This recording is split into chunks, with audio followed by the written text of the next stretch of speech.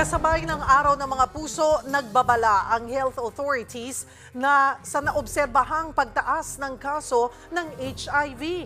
Magbabalita si JC Cosico. Kahapon pa lang, libre nang namimigay ng mga kondom at lubricant sa Dangwa. Sakto yan dahil nakitaan ulit ng pagtaas ng HIV cases sa bansa.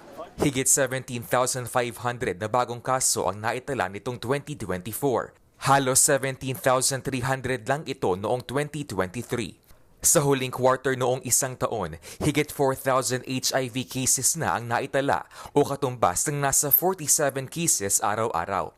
Pero ang nakababahala, pabata rin ng pabata ang mga nagkaka-HIV.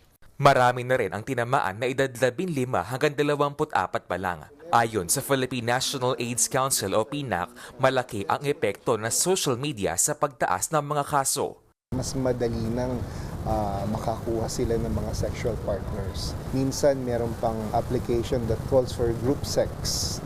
Kaya ngayong Valentine's Day at panahon ng pag-ibig, nagpaalala ang DOH at PNAC na ang pag-iwas sa HIV kasing simple lamang ng ABCDE.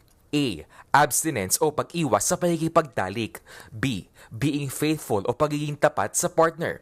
C. Condom use o paggamit ng kondom. D. Para sa hindi paggamit ng droga. At E. Educating oneself o pagiging maalam ukol sa HIV. Sakit naman kung hindi ka true sa iyong minamahal. Pagka tayo po ay nakikipagtalik, maganda din po kasi yung condom dahil yan po ay tinatawag na barrier protection. Hindi lang po HIV yung naiiwasan, ngunit yung iba pang mga sexually transmitted diseases. Paniguro naman ng DOH, hindi ganoong maaapektuhan ang HIV services ng gobyerno sa kabila ng pagsuspende ng Amerika sa foreign assistance nito sa iba't ibang mga bansa. Hindi naman na raw kasi tayo ganoong umaasa sa foreign aid. Sa higit 7 bilyong pisong halaga ng HIV services para sa 2025, nasa 6.2 billion ang pinopondohan ng DOH, habang nasa 830 million ay manggagaling daw sana sa foreign aid. Para sa 1PH, JC Cosico, News 5.